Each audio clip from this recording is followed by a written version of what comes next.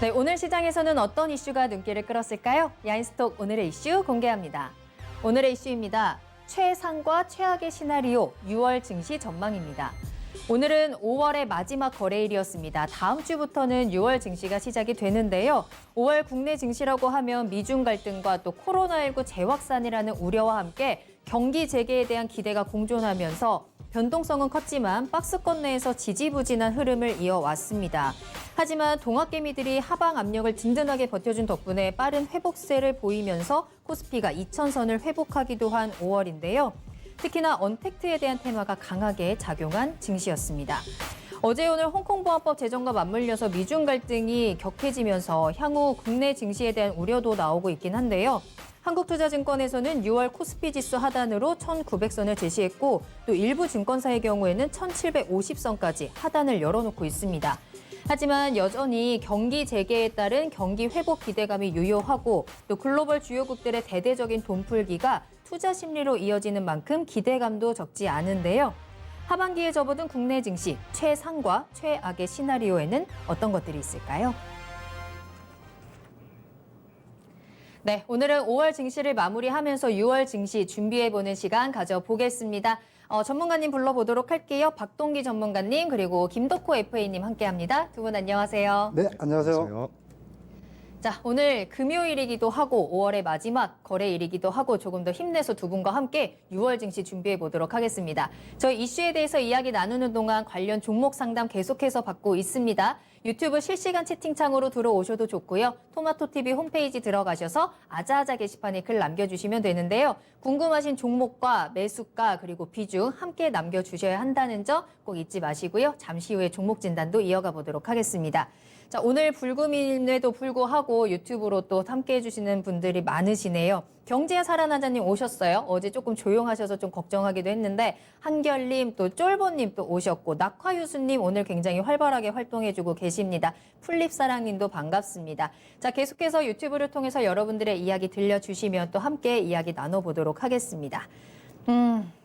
5월이 마무리가 됐습니다. 정말 한 달이 빠르게 지나가는 것 같아요. 제가 5월부터 이 야인시대 함께하기 시작했으니까 벌써 한 달이 훌쩍 딱 지나서 이제 6월 증시 준비하는 시기가 오기도 했는데요. 2,000포인트 넘어서 같이 만세를 외치기도 했고 또 어제는 또 지수가 하락을 하면서 같이 또 한숨도 쉬었었는데 이제 6월 증시 준비해 보도록 하겠습니다. 어떤 전망이 기다리고 있을지 체크해 보도록 할게요. 자, 먼저 박동기 전문가님.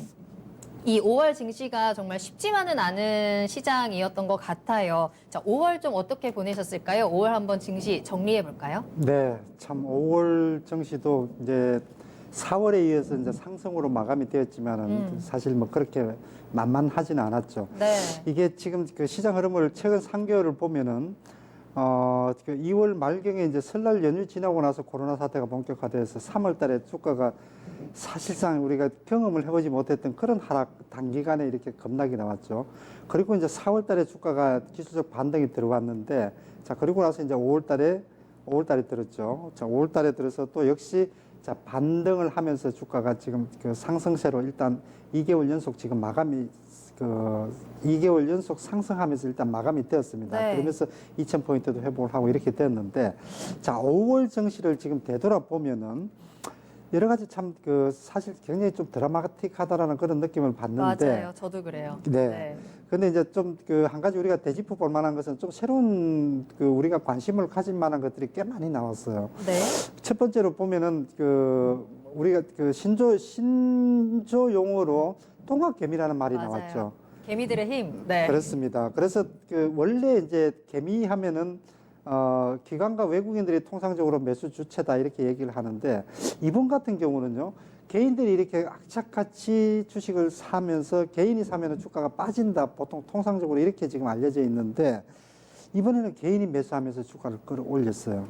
그래서 개인이 옛날 개미가 아니라 동학 개미로서 똑똑한 하나의 개미들이라고 하더라고요. 그렇습니다. 네. 그래서 하나의 매수 주체가 지금 된 상태로 개인과 기관, 외국인 이제 매수 주체가 이제 세 팀이 된 거죠. 네. 그런 의미도 한번 우리가 좀 되새겨 볼 수가 있고 이번에 그래서 4월과 5월 그 증시 상승률을 보면은 코스닥이 전 세계에서 거의 1위, 2위에 해당될 정도로 가장 상승률이 높았다고 그래요. 네. 그만큼 이거는 조금 전에 얘기했던 개인 투자자들, 동학개미들의 힘이 그만큼 작용이 되었고 그 저변에는 기타 여러 가지 또 우리 경제의 회복력 이런 부분들이 가만히 되었겠지만 기타 개인들의 힘 절대로 네. 지금 무시할 수 없다라고 생각이 되고 네. 또 한두 가지만 정도 본다 그러면은 이번에 코로나 사태가 터지면서 우리나라 진단키트가 전 세계적으로 이렇게 큰 힘을 발휘했지 않았습니까? 네. 그러면서 글로벌 시장에서 제약 시장에서 우리 시장은 사실상 변두리에 불과했었는데 한국이 저렇게 진단키트를 미국에 수출을 하고 유럽 쪽에 수출할 정도로 저렇게 기술력이 강했나 이렇게 보면서 한국 제약과 바이오 쪽에 대한 말 그대로 재평가, 재발견이 이루어지는 계기가 지금 됐다고 보여지고 네. 그리고 이번에 또 새롭게 이 언택트, 비대면 관련주 이런 그렇죠. 용어들도 많이 나왔어요. 네.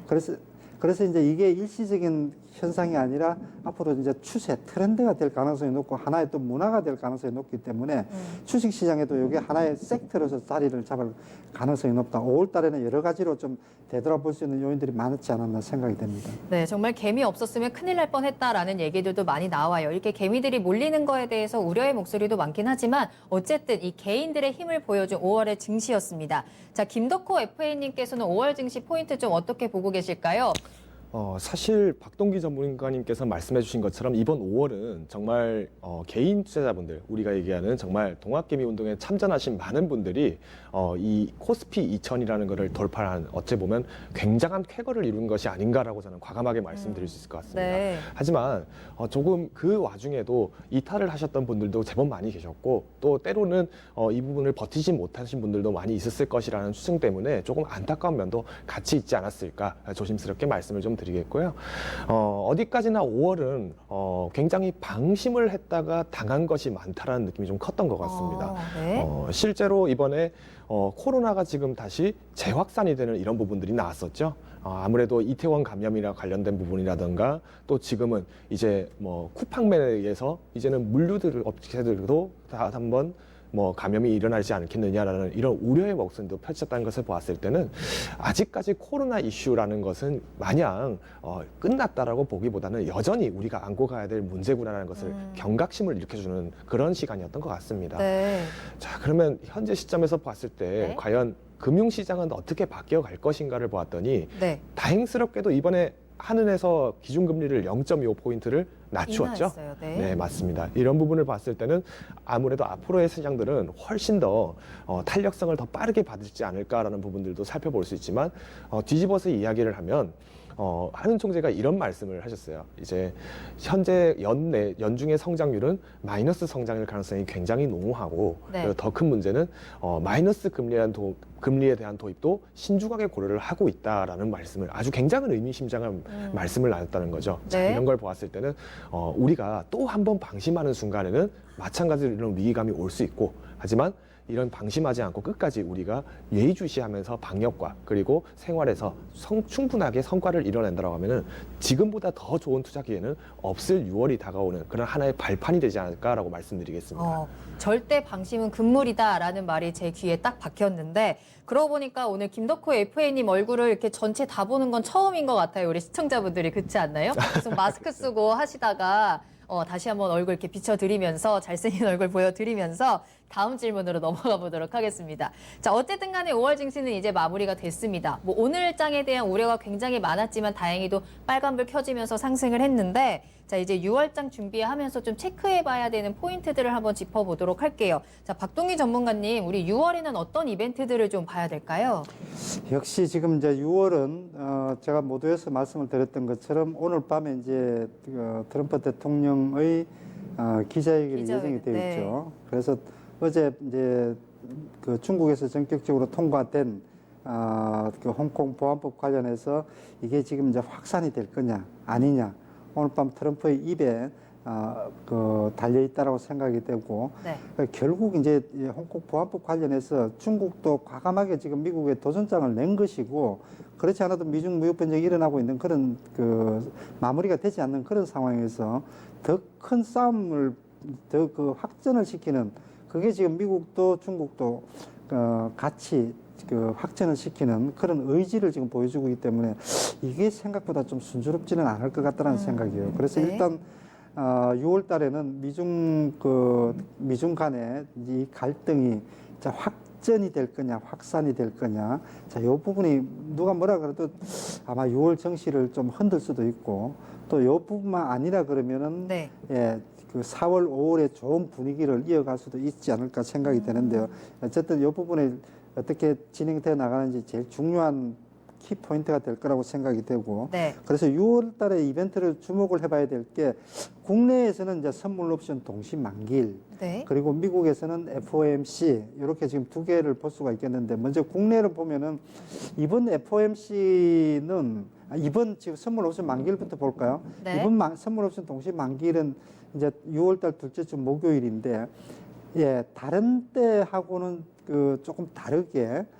이번에 코로나 사태가 터지고 2월, 3월, 4월 해서 선물 외국인과 기관들의 선물 매도 포지션이 다른 때하고는 상당히 다르게 구성이 되어 있습니다. 네. 무슨 얘기냐면은 외국인들은 매수 포지션이 역대급 그 이상으로 매수 포지션이 아주 강합니다. 강상방이라고 볼 수가 있겠고, 즉 선물 매수 포지션이 누적적으로 9만 계약 이상을 가지고 있는 데다가 네. 기관은 정반대에서 7만 계약 정도 매도를 하고 가지고 있기 때문에 말 그대로 6월 달에 선물 옵션 만기일은 이게 아마 또 다시 한번 이렇게 수급적인 측면에서 어떤 변동성을 일으킬 가능성이 있다라고 생각이 네. 되고 또 미국 FOMC 같은 경우는 이제 금리는 낮출 대로 지금 낮춘 상태고 마이너스 금리 이런 얘기들은 뭐 얘기는 나오고 있지만 현실적으로는 좀 어렵다고 생각이 되는데 어쨌든 미국 FOMC에서 또 추가적으로 또 경기 부양책을 여러 가지 측면에서 또 추가 부양책 양적 완화 정책을 또 내놓을 가능성이 또 있다라고 그러죠.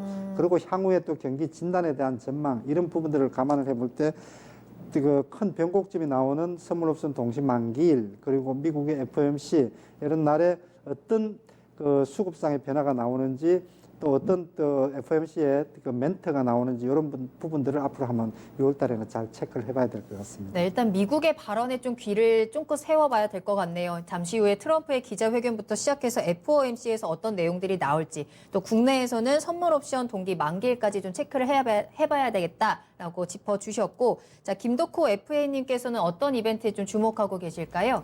사실 지금 6월 시즌이 되면 가장 조심해야 될 부분이 어떻게 보면 FOMC에서 어떻게 금리를 조정할 것이냐가 될 것 같습니다. 네.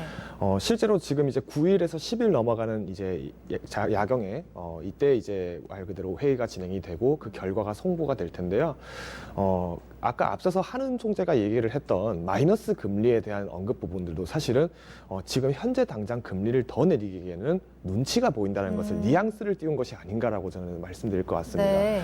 어디까지나 가보지 못한 길이라는 어떻게 보면 0포인트대의 금리대를 실현을 한 것과 봐도 사실 한국은행이 할 수 있는 노력은 정말 최선을 다하고 있다는 부분으로 살펴 말씀할 수 있지만 만일 이런 상태에서 미국마저도 마이너스 금리를 채택을 한 순간에는 이런 가보지 못한 길을 또 한 번 갈 수 있는 어떻게 보면 하한선이 열리게 되는 기회가 될 수 있지만 뒤집어서 얘기하면 이것이 상승 국면으로 돌아갔을 때의 파급 효과는 또 한 번 커질 수도 있다는 거죠.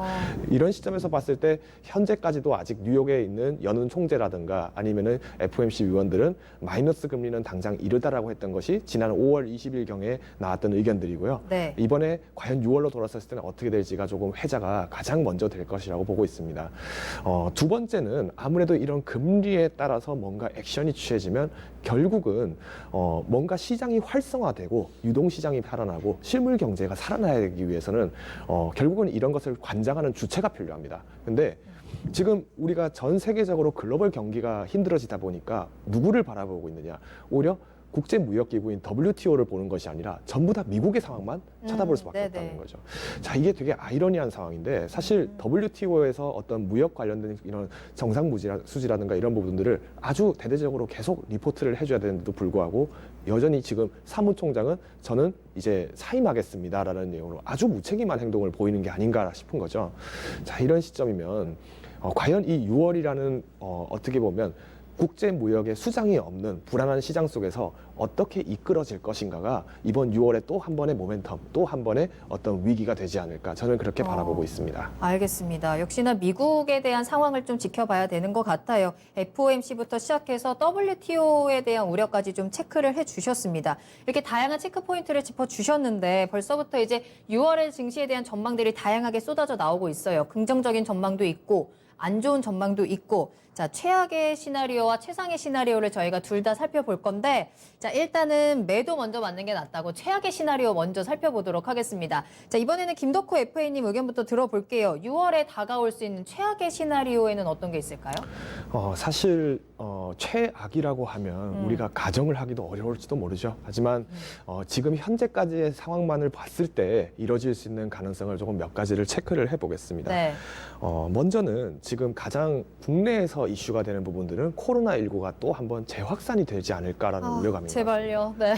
아니, 참 안타까운 게 지금 이제 초등학교들도 다시 개학을 준비를 하는 시즌인데도 불구하고 또 한번 이런 문제가 발생을 한다면 언제까지나 개학의 문제뿐만 아니라 이제는 생활권이 또 한번 위기를 받을 수 있는 부분들이 있겠죠.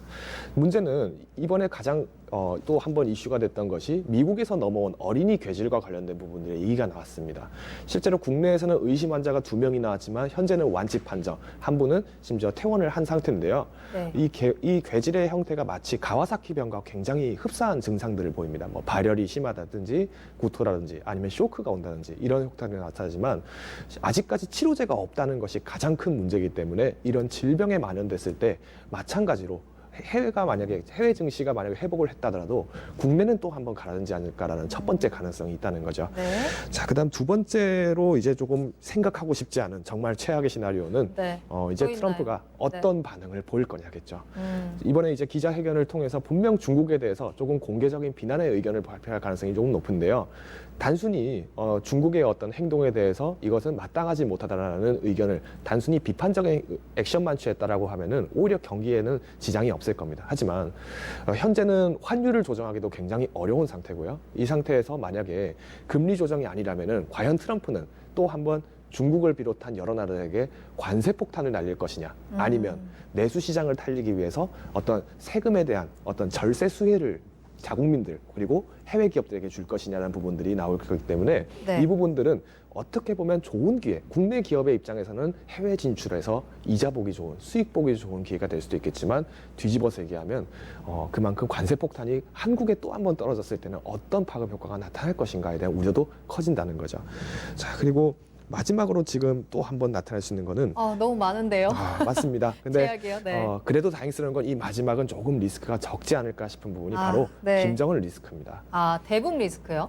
왜냐하면 최근에 한번 이제 뭐 사망설도 돌기도 했고 수술설도 돌았고 이런 부분들이 나왔던 것은 어디까지나 북한 정권의 붕괴도 위험도 있지만 만일 북한의 정권이 그대로 유지가 됐을 때 이것이 안보 위협으로 넘어온다면 경기가 회복됐을 때 또 안보 위협이 넘어왔을 때는 또 주가가 잠시나마 또 흔들릴 수 있다. 이런 부분이기 때문에 요 세 가지 관점에서 한번 접근을 하셨을 때는 최악의 네. 시나리오를 어느 정도 잡아가지 않을까 싶습니다. 알겠습니다. 뭐 코로나19라든지 미중 갈등 여기에 대북적인 리스크까지 좀 체크를 해주셨습니다. 자, 박동기 전문가님, 최악의 시나리오를 너무 많이 들어서 더 이상 듣고 싶진 않지만 그래도 주의를 해야 되는 거니까 전문가님이 생각하시는 최악의 시나리오는 어떤 게 있나요? 네, 지금 아까도 최악의 시나리오를 한번 작성해 보자 이렇게 주셨을 때 네. 생각하는 것만 해도 좀 슬퍼요. 그렇지만 또 우리 주식하는 사람은 또 냉정해야 되니까. 근데 지금 세 가지 정도로 한번 요약을 해봤을 때 결국 지금 우리 김덕호 FA께서 얘기하셨던 내용하고 뭐 중복이 됩니다. 누가 보더라도 첫 번째 6월달 최악의 시나리오를 우리가 가장 안 좋은 점을 예상을 해본다 그러면 결국 네. 첫 번째는 미중 충돌이죠. 여기에 이제 미국이 홍콩에 대한 특별 지위를 이제 박탈을 하고 이렇게 되면은 그동안에 금융 허브로서 역할을 했던 홍콩이 그냥 중국의 하나의 평범한 도시로 편입이 되는 거죠. 이렇게 되면은 그 금융시장에 아시아권에서 상당한 역할을 해왔던 홍콩이 모든 걸 잃어버리게 됨으로써 상당한 좀 혼란으로 가게 되고 중국도 큰 타격을 받을 것으로 이렇게 예상이 되기 때문에 이 부분으로 인한 여기서 오는 혼란, 이 부분은 사실 생각보다도 상당히 크게 금융시장 또 주식시장에 영향을 미칠 가능성이 높다. 과연 미국의 반격 카드가 어떤 건지 이거는 금방 아마 조만간에 오늘 밤이라도 확인이 되지 않을까 이렇게 생각이 되고요. 네. 두 번째는 코로나 재확산 충분히 얘기했죠. 생각하기도 싫은 부분입니다. 자, 세 번째는 뭐냐 하면은 아까 제가 잠깐 선물 옵션 만기일 얘기를 했었는데 네. 이번 선물 옵션 만기일에서 외국인이 누적 포지션을 9만 개를 가지고 있고 기관이 지금 7만 개를 가지고 있는데 이렇게 반대 포지션을 가지고 있을 때 기관과 외국인은 충돌을 하게 되는데 과거 같으면 통상 2만 계약, 3만 계약 정도 선에서 이렇게 반대 포지션을 가졌는데 이번에는 역대급으로 이렇게 큰 규모를 가지고 포지션을 반대 포지션을 가지고 있기 때문에 네. 거기다가 기관이 하방 포지션을 지금 매도 포지션을 가지고 있는 상태에서 기관이 가만히 앉아서 안전 자리에서 그 돈을 잃지는 않을 거다, 손실을 보지는 않을 거다. 제 경험상 그렇거든요. 네. 예, 그렇기 때문에 이번 다음 주 만기일까지 기관과 외국인들의 큰 말 그대로 그 두 마리 용이 싸우는 그런 흐름이 나오게 될 건데 얌전하게 다음 주 만기일까지 얌전하게 상승이든 하락이든 얌전한 흐름으로 방향 가지는 않을 거다 그런 아유. 생각을 해봅니다. 알겠습니다. 역시나 미중과 코로나에 대한 우려 그리고 기관들의 매도 포지션에 대한 우려까지 체크해 주셨습니다. 자, 이제 인상 좀 펴고 우리 최상의 시나리오를 한번 좀 써보도록 할게요. 자, 이게 다 잘 해결이 되고 잘 풀린다면 6월에는 어떤 최상의 시나리오가 있을까요? 자, 박동기 전문가님 6월에 좋은 시나리오도 한번 예상해 볼까요? 역시 지금 분위기 그대로 이어가는 것이겠죠. 네. 동학개미가 매수 주체가 되고 기관 외국인이 팔더라도 이들을 받아내면서 가는 말 그대로 유동성 장세죠. 시중의 유동성의 힘으로 지금 가고 있고 또 경제 활동 재개에 대한 기대감, 또 백신 개발, 치료제 개발에 대한 기대감 이런 부분들에 의해서 주가가 지금 뭐 강세 흐름을 지금 띠고 있는데 더도 말고 덜도 말고 4월, 5월 이 분위기 이대로 6월 달까지도 이어가면은 제일 좋겠다 이렇게 생각이 되고요. 네. 이게 되려 그러면은 결국 다시 한번 또 그 미중 간에 이게 그 어느 정도 해결이 돼야죠. 예, 해결이 네. 되고 또 적어도 완화되고 최악의 또 카드를 던지지 않는 서로 어느 정도 타협하는 그런 선이 나오게 된다 그러면 뭐 충분히 가능하지 않을까 생각이 됩니다. 그래서 이런 분위기가 지금 3월 그러니까 4월, 5월에 이 유동성 장세 동학개미가 주최하는 그 주도하는 이런 장세가 된다 그러면은 코스피 2200 그리고 네. 코스닥 800포인트 돌파 충분히 뭐 가능하다 이렇게 생각 충분히 해볼 수 있다. 최상의 시나리오로 이렇게 생각이 됩니다. 네. 정말 그동안 계속 우리가 우려하는 부분들이 조금 완화가 되면 코스피는 2200까지 봐주셨고요. 코스닥은 800까지 봐주셨어요. 과연 정말 이 최상의 시나리오들을 갈 수 있을지 모두가 바라보겠습니다. 자, 김덕호 FA님은 최상의 시나리오는 어떻게 그리고 계실까요? 항상 최악이 있으면 그만큼 반대급부로 최상에도 반드시 존재한다고 봅니다. 네. 이번에 홍콩 보안법으로 인해서 만약에 금융 허브, 말 그대로 동북아시아에 대한 금융 허브가 흔들리게 됐을 경우 과연 해외 자본들은 그렇게 빨리 나간 다음 제2의 허브를 과연 어떤 나라에 넣을 것인지 저는 굉장한 의무감이 듭니다. 네. 오히려 이런 부분들은 네. 현재까지도 일본이나 중국에 대해서 허브가 만들어진 게 아니라 이런 홍콩이라는 나라에 계속 할 수 있었던 것은 어디까지나 다른 대형 자본들이 이 나라에 대해서 영향력을 충분하게 발휘할 수 있는 또 어떻게 보면 선수로서 키워나갈 수 있는 가능성 있는 나라에 투자를 하지 않을까 싶은데 이 부분으로 봤을 때는 한국도 마찬가지로 지지 않을 것이다라고 말씀드리는 거죠.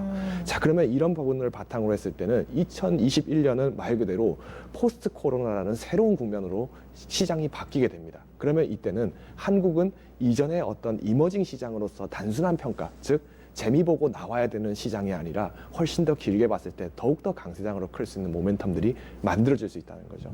자, 그리고 두 번째는 지금 미중 무역 분쟁이 극적으로 화해를 하면 가장 좋겠죠.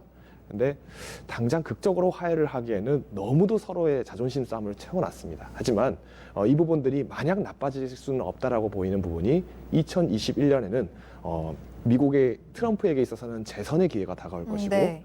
중국에게 있어서는 창당 100주년이라는 어마어마한 타이틀이 걸려있는 해입니다. 다들 중요하네요. 자, 놓칠 수 없는 해네. 그렇죠. 네. 만약 그러면 21년이 되었을 때 만약 주가나 아니면 시장 자체가 굉장히 악화가 되어 있다면 어느 나라도 수혜를 보지 않을 가능성이 큽니다. 그러면 이런 상황에서는 전략적 휴전, 오히려 미중 무역 분쟁이 길게 갈지언정 이 11월까지 이전 혹은 12월까지의 전까지는 조금 증시가 강세장으로 더 가지 않을까라는 부분들이 어떤 최상의 시나리오 중 한 가지가 될 수 있을 것 같습니다. 그리고 마지막으로 네. 지금은 IT나 기술주들이 굉장히 강세를 보였지만 이번 미국에서 제조업 PMI 지수가 굉장히 상회를 다시 한번 40포인트 선으로 회복한 것을 보았을 때는 앞으로는 자동차를 비롯한 선박이라든가 이런 제조업 지수들, 중공업 지수들이 또 한 번 주가를 회복할 모멘텀이 나오기 때문에 시장은 올라갈 것이다라는 부분들이 어찌 보면 가장 좋은 시나리오가 될 것이라고 판단하고 있습니다. 알겠습니다. 자, 이렇게 최상의 시나리오까지 체크를 해봤는데 자, 지금까지 이야기한 걸 잘 종합을 해서 6월 증시를 한번 정리를 해보도록 할게요. 자, 박동기 전문가님 6월 증시 전망 다시 한번 정리해 볼까요? 네. 역시 지금 6월 달도 호황제가 상당히 뚜렷한 그리고 그 선명한 그런 장세가 지금 되지 않을까 생각이 되는데 네. 뭐 역시 호재라 그러면은 이 시장을 밀어올렸던 힘, 유동성 장세. 자, 이 부분은 뭐 하루아침에 없어지는 않겠죠. 당연히 지금 유동성의 힘은 지속되리라고 지금 보여지는데 네. 자, 이런 부분들이 지금 이제 개인 투자자들 힘으로 그 매수 주체가 되어서 자, 이 4월, 5월의 분위기가 6월 달에도 이어지는지 이 부분을 좀 체크를 해봐야 되겠고 네. 그래서 뭐 계속 반복되는 얘기지만은 홍콩 보안법 관련돼서 미중 갈등은 사실상은 제가 볼 때는 불가피하다고 봐요. 분명히 일어날 것으로 보고 어찌 보면은 아주 강할 것이냐 조금 덜 강할 것이냐 네, 네. 그 부분만 남아있다라고 보여지는데 이게 지금 어떤 형태로 진행될지 이게 지금 뭐 뭐니 해도 가장 키포인트가 되지 않을까 생각이 되는데요. 네. 자, 세 번째는 한 가지만 더 본다 그러면은 자, 1분기에 대한 실적이나 기업 실적, 경기 지표에 대한 부담은 훌쩍 뛰어넘었습니다. 그런데 이제 과연 1분기보다도 더 조금 더 악화가 우려되는 기업 실적에 대한 부담, 경기 지표에 대한 부담, 이것도 과연 또 2분기도 뛰어넘을 수 있을 것이냐. 이 부분도 사실은 좀 부담이 되는 요인이기 때문에 네. 6월 달 마지막으로 갈수록 그러니까 이제 실적 시즌이 임박해질수록 이 부분에 대한 부담이 좀 가중되면서 하반기로 갈수록 오히려 지수를 조금 압박할 가능성이 좀 높지 않을까 생각이 됩니다. 그래서 종합적으로는 네. 6월 달 전체적으로 놓고 볼 때는 좀 적극적인 매매보다는 리스크 관리를 조금 우선적으로 최우선으로 하면서 네. 조금 보수적인 관점으로 시장을 보는 6월 달이 좀 되어야 되지 않을까 이렇게 좀 생각을 해봅니다. 네, 그럼 전문가님 지금 시간이 많이 갔으니까 딱 섹터만 말씀해 주시면 좋을 것 같아요. 6월에 좀 주목해봐야 될 섹터만 좀 짚어주시겠어요? 역시 만약에 6월 달에 지금 지수 흐름이 어느 정도 조정을 받고 한다 그러면은 네. 1호부터 좀 자유로운 제약 바이오 관련주 쪽에서 모멘텀을 가지고 있는 종목들을 좀 보는 게 맞을 것 같고 네. 또 IT 쪽이나 이렇게 수출과 관련되는 종목들 같은 경우는 이렇게 그 중국과 미국과 충돌이 일어나게 되면은 1차적으로 가장 피해를 보는 게 사실은 수출주거든요. 그래서 수출 관련주 쪽은 당분간은 조금 좀 거리를 두고 보수적으로 보자 이렇게 말씀을 한번 드리겠습니다. 알겠습니다. 자, 김덕호 FA님의 6월 증시 전망도 체크해 보도록 할게요. 어떻게 보고 계실까요? 사실 박동기 전문가님께서 거진 대부분을 말씀해 주셔서 굉장히 네. 짧게 말씀드리겠습니다. 네. 6월의 가장 모멘텀은 앞으로 공매도까지 시간이 한 3달 정도밖에 남지 않았다는 겁니다. 이런 시점에서 봤을 때 공매도가 다시 풀리게 되면서 진행이 되었을 때는 더 이상 개인들이 또 한번 이렇게 지금과 같은 어떤 주가 방어의 주체 혹은 어떤 모멘텀을 만들기가 굉장히 어려운 시장이 될 수밖에 없다는 거죠. 자, 그러면 현재 시점에서 보았을 때 증시의 전망은 앞으로 아직까지는 조금 조정의 구간은 충분한 여지가 있습니다. 하지만 개인이 어느 정도 이끌어갈 수 있는 부분들도 적지 않다고 저는 그렇게 자부할 수 있을 것 같고요. 오히려 현재 같은 상황에서 조금 나는 성향 자체가 보수적인지 아니면은 조금 더 공격적인 성향을 갖고 있는지에 대해서 한번 의문을 갖고 계신 분들이 있으시다면 네. 과연 나는 지금 현 시점에서 금융주를 어떤 식으로 접근할 것인가를 보시면 됩니다.